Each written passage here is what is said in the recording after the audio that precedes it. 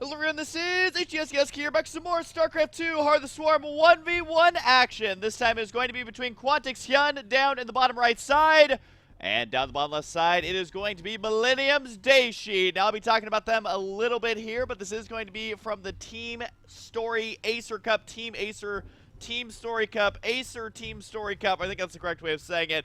Either way, no matter how you want to say it, it is one of the best tournaments that I think StarCraft has ever seen. It is one of the coolest tournaments that is currently going on and is being ran very well. I haven't heard of any major drama, haven't heard of major flubs from the admins. And to be honest, running a tournament, first of all, is a lot of work and very challenging, but also to actually be able to run a team league effectively that has teams all around the world and not to have any major problems is quite impressive. So huge shout out to Acer for sponsoring such an event. But without further ado, let's go ahead and talk about our players a little bit. HyuN down on the bottom right side, a very powerful Korean player. I would almost call him the foreign destroyer. Now, I know that Koreans tend to be known as that anyways, just because they're so good. Although lately in WCS, Europeans have been slapping around a lot of Koreans. But anyways, HyuN has played in a lot of foreign tournaments, a lot of tournaments outside of Korea. He does a lot of traveling. I think he kind of rose to prominence or popularity, I guess I could say, during the IPL King of the Hill things where he won like a bajillion weeks in a row before finally getting knocked down off of that. But either way, a very strong player there. And Dayshi is actually a French player who has been pretty consistent in Heart of the Swarm and in Wings of Liberty. Hasn't had major tournament success, but he's just one of those players who's been kind of cruising right along, doing pretty well for his team, picking up some games for the team, for the Acer TeamStory Cup. I'll get it right one of these days. And anyways, I'm very interested to see him play today. He actually looks a little bit like me, although his hair is way more fabulous. So definitely got to give him credit for that. But that does mean, of course, that it is going to be a TVZ. Hatchery going to be going down first for HyuN. This is completely standard play. We almost never see anything different than Hatchery first versus Terran. And that doesn't even mean that it's going to be a long game. That just means that it's going to be a normal game. Because you got to remember that Zerg players, if they play one base, they are basically limited to like maybe 2.5 builds. The 0.5 is going to be mass Zerglings, which you almost never see versus Terran, just because of what you're seeing right here, which is a big wall in. And they put a couple Marines there on post for defense, and they kill them all off. The other two, they are viable, but not necessarily very good, is going to be a very early timed Roach attack or a Baneling attack. And really, Terran players have learned how to hold all these things off. There's lots of different ways to hold off roach rushes and things like that, especially on a 4-player map like Whirlwind. A big map like Whirlwind, which is the most important part, is really going to be forcing these hatchery first openers out of Zerg. SV, thankfully for him, scouts the correct way. He's going to be able to spot that down in the bottom right side. Does not have to scout incorrectly. HyuN is going to be scouting. I believe this is his second Overlord. His first Overlord went up to the north and across. So this one right now will spot everything that's going on. And really, I mean, the timing of this isn't going to be that bad for HyuN. He would have liked to get there a little bit earlier. He wants confirmation that there is an expansion. He's going to want confirmation that there is a reactor here. Actually, the fact that he didn't spot that reactor may be a bigger deal than we may realize. As the scouting is not happening just yet. The Ling's right here trying to make it by to get inside the main base to scout that. But, I mean, right now, HyuN's going to be playing in the dark. Now, we do have a reactored Hellion opener here. I assume it's going to be for Hellions right now. He does have a little bit of gas. Could go for Widow Mines, although getting Widow Mines versus Zerg this early is honestly just a big risk, because if they detonate those Widow Mines with just 2 Zerglings and then they attack you, all of a sudden you don't actually have anything to hold that off. So we'll have to see here. He's very low on the gas, so I would assume it's going to be the Hellions, although I have seen Widow Mines in the past, and a Starport as well, so you can add in different units there. It is actually going to be Widow Mines with the Starport. The Starport was a big tell that it could be Widow Mines or Hellions, because if you can drop the Widow Mines in the main base, all of a sudden you have the ability to snipe Queens a lot better than a Hellion drop does, so it can actually be effective there. But using them for defense, not a good idea. So I think that's what he's going to be doing, but maybe I have a complete misread right now, and he's going to make me look like a fool, which I do quite well on my own anyways. But anyways, pretty good Overlord spread right now for HyuN. And, you know, I say good, but this can backfire. If a Viking ever is produced, which considering there is that Starport, it is an option. It is a viable option at that. And is he actually going to move out here with these Marines and Widow Mines? I might actually just have a total misread on this. This might actually be really fun to watch here, because, you know, getting a lot of Hellions is something that Terran players are just used to doing. It's one of those things where you almost instinctively do it because you're like, oh, I'm playing Terran, I'm going against Zerg. Got to get Hellions for the early map control. And Dayshi showing us right now that's not necessarily the case. You can actually do some pretty sick timing attacks here. We do have 2 more Widow Mines and 2 more Marines, so it might actually be a multi-prong attack right here. Is there going to be overseers? That's real quick. 1 Widow Mine gets taken out right away. This one will detonate, which means 1 Queen's got to go down. These Marines might be able to clean up the rest. Can they actually kill off 2 Queens with the high ground advantage? Looks like they do decide to retreat right there. However, the 1 Queen has been killed off. This is going to force Spore Crawlers. Notice right now how HyuN is not going for lair techs. We actually cannot get detection here. He's instead going to have to rely on Spore Crawlers. He has more Spore Crawlers on the way. There's 1 detonation right there.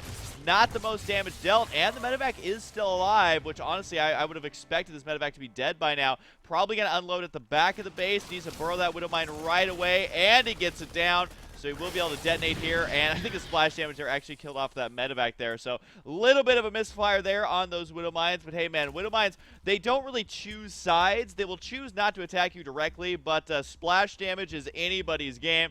Does kill out that medevac, which kind of sucks. Would have loved to keep those medevacs alive, or that 1 medevac, I should say. 1 Widow Mine down here gets taken out because of the Spore Caller.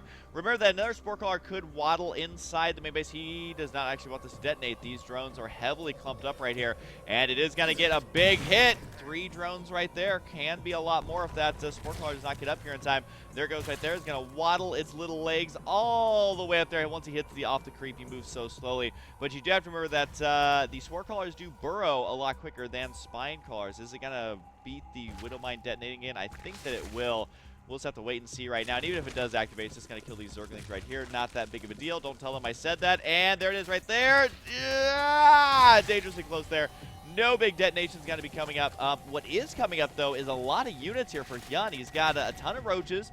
He's got a lot of lings out now, and it looks like he's going to be gearing up for some sort of attack. I mean, 19 roaches, 22 Zerglings, that is not standard. What's also not standard is a Banshee and a Viking already. I mean, the Viking's not that crazy, but the Banshee, is that going to be for harass? Is it going to be for, don't want to, it's almost for dying there if you fly right in that Spore Caller. To be fair, though, that Spore Caller was aggressively placed there. Wouldn't quite expect one to be there. Of course, those Spore Callers are going to be for detecting those Widow Mines. As we saw, they can just run right in there. And the Banshee over here needs to keep it alive, but should be able to kill off the Queen. Gets it there, but loses the Banshee. Not really a cost-effective engagement by any means. It may force a little bit of timidosity out of HyuN. That's it. We're just making up words here today, but may force him to play a little bit more timid. However, he's just going to be aggressive with this. Widow Mine hits 1 Zergling, another Ling runs in there to hit yet another Widow Mine. And remember, you can actually see these burrowed in the dirt if you pay really close attention there. But for now, he's going to go ahead and go for it, trying to focus down the bunker. One huge Widow Mine hit right there. And I think that's going to be it for the Widow Mines. Can the roaches actually do enough damage? This is a lot of roaches. Where's the reinforcements, though?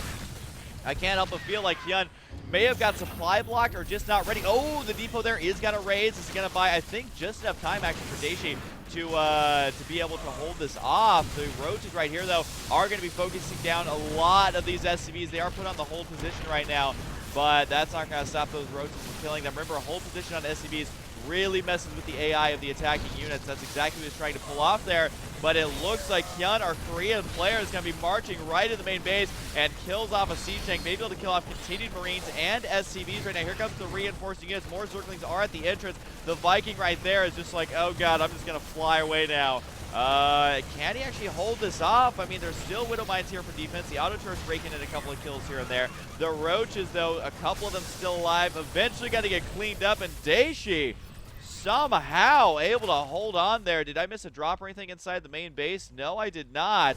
There is still more Zerglings going to be running over here. I don't know if actually sending Zerglings over here is still a good idea, because those Widow Mines will just sit back all day. It's almost like we're watching Bronze League Heroes here, only at a much higher level of play, where the Widow Mines there are constantly killing the reinforcements that are running inside the main base, which means that the Terran player is not really starved for defense at the front, because just because you lost this area does not mean you've actually given up the entire expansion, which is exactly what we saw right there.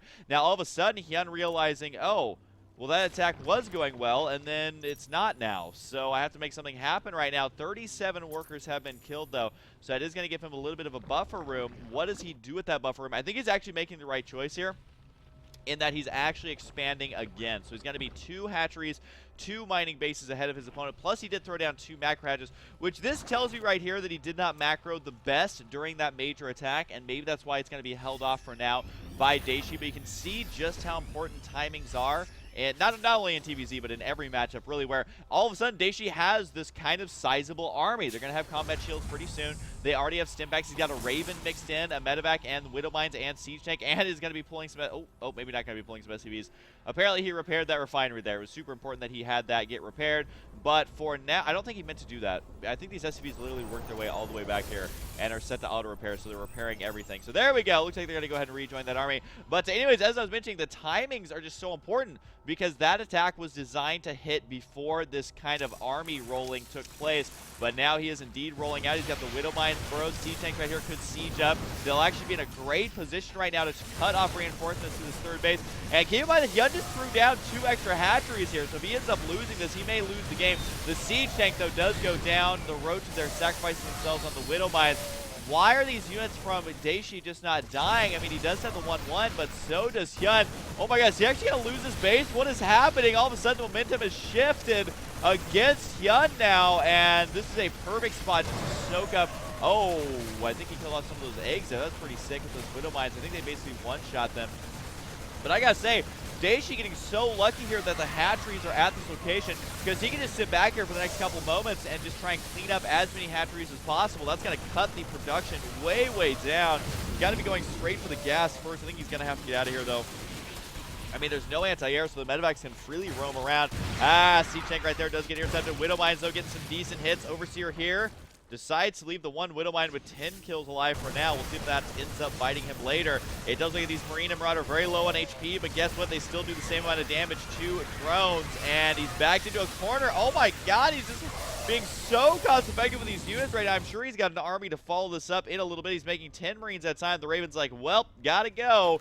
And he's going to continue the drops over here. I mean, there's only a couple Marines left in this drop, but still makes HyuN have to run back and forth and back and forth. When at this point, HyuN wants to be expanding, he wants to be getting really good map control, and he wants to be taking engagements right outside the Terran player's base, not in his own base.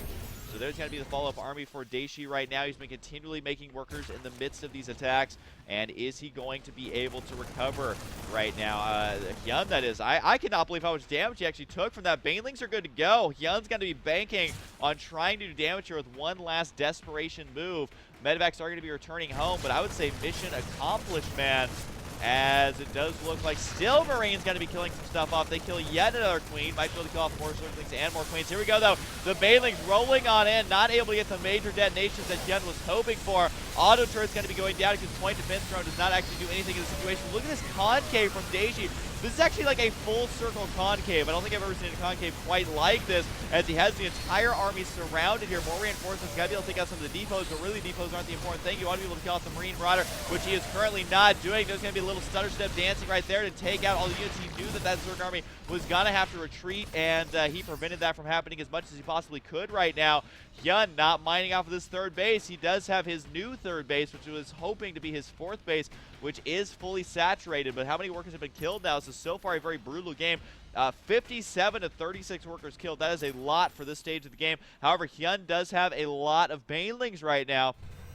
It's not really enough to win in a straight-on engagement, but it is enough to win on a couple lucky hits engagement. If he runs them in, like, for example, and kills off these SCVs, just imagine the chaos, as he would be able to kill those off, and he might be able to do that right now. The SCV is completely undefended here. They do manage to mine and get the hell out of there, but the Banelings could still get some good hits. It's exactly what HyuN is hoping for. Can he kill off any of the SCVs? Nice detonations. I don't think it's going to be able to kill off all the SCVs because they were too far spread out. The timing of this hitting just a couple of seconds too late. The Zerglings trying to make it happen, but Hellbats have arrived. The new Firebat of Starcraft 2 is pretty darn good versus Zerglings. Got to be scaring that away. What a brutal game. HyuN is still ahead in supply. He's continuing to be aggressive. Overall units lost, though, is going to be favoring Dayshi, which is why he's able to stay ahead, even though he was a base down or two just until right now, which is actually where it's going to start favoring the Terran player. Zerg always wants to be ahead in bases if possible. I would say that if HyuN was not being more aggressive, he needed to start long-distance mining at this base just to supplement his income a little bit, but he did decide to go ahead and continue being aggressive. But I got to be honest, the playstyle of Zerg lately has not really been about aggression. It's been more about holding the center of the map, preventing the Terran from moving out, and just mass macroing out the back of that. We'll get a couple SCV kills here. Very nice. Trying to put them on hold position to kill off one last SCV. Not going to happen. But the fact that HyuN is trying to be so aggressive, he's trying to end this game constantly. I mean, it puts a lot of pressure on Dayshi, but if he's able to hold on, then our Frenchman may be able to do just that. Hold on and claim a victory. These roaches trying to hide in the grass, they are not fooling anybody. As right now, Dayshi, though, he has a great unit position with his main army. His, you can see right here, the reinforcements are streaming down here, so if a counterattack tries to happen, they will get slowed down by these reinforcements. Surprised to see a supply drop at the entrance. I feel like supply dropping one of these buildings back here would have been better, but when you're playing at 1,000,000 APM, then sometimes you just got a supply drop, but you got a supply drop. Remember, if you lose that depot, you lose double the supply. It does look like the Baneling's going to be rolling in right now, but unfortunately they're hitting Hellbats, and really what you want to be hitting is the Marines. Oh, this is a lot of roaches, but again, what is with these circle concaves out of Dayshi? Getting a complete surround is our Terran player, which is not something you normally say, especially in this matchup where the Zerg is all about those surrounds. And Dayshi's control is starting to look pretty good this game. He's starting to macro like a boss. He's been able to keep his medevacs alive this entire time. I think he has more medevacs than he has a ground army, which is actually really good for him right now because the DPS of HyuN's army is quite low. Finally making some drones on the back of this, but that might actually seal the deal. He does not need drones. He needs units, and he needs them right now. He might have thought they did more damage than he actually did, and he's going to lose some reinforcing roaches right there. The Zergling's getting intercepted as well, and the surround from Zerg, I mean, it's there, but it is not very mighty. Even the Baneling hit's not as good as you would have liked. The medevacs is keeping everyone alive. Basically, there's so many medevacs that they are just going to start healing each other at this point, just because there's so many. But I gotta say, our Frenchman, man, looking pretty good. He's got just enough reinforcements on the way. He's got enough supply right now and is going to be dancing his way, I will say, to a victory here inside the third base, I guess we'll call it again. Now this is back up and mining. But I gotta say, I gotta hand it to HyuN, trying to be aggressive, trying to end the game early. But I honestly think that he underestimated the foreign power that we've been seeing coming out of all these European teams, European tournaments, and just all-around foreigner play as we've been defeating a lot of Koreans lately. So, very interesting play right now for Dayshi, not good for HyuN. And I do feel kind of bad for HyuN. I love watching him be such a good player, but today he got absolutely outplayed by Dayshi. And it is looking to go into Millennium's favor. This is actually the first game in the series. Talk about crazy. First game in the series able to be this epic, and the reinforcements of this might be, just look at this.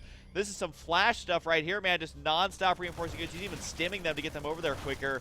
And, you know, at this point, it's actually worth it just to take that damage to end this game that much quicker. He does not want HyuN to be able to recover. He knows that HyuN invested a lot in the hatchery, so he would have a lot of production if he wasn't able to slow it down. And Dayshi, man, just gonna be non-stop aggression out of both these players. This is quite a fun matchup to watch between these two aggressive-styled players. As, oh god, the Overlord Massacre, that's going to be a huge supply block. There's going to be the GG out of HyuN. And Dayshi, anyone living in France right now, you should be pretty excited because that game was absolutely awesome. Now, Dayshi goes on to play another round. I might actually, just to support the lad, I might go on and continue casting his games because that was some pretty sick play. So anyways, guys, again, a huge shout-out to the Acer TeamStory Cup. Boom! Almost messed it up, but not quite yet. Anyways, hope you guys enjoyed, and I'll see you guys next time.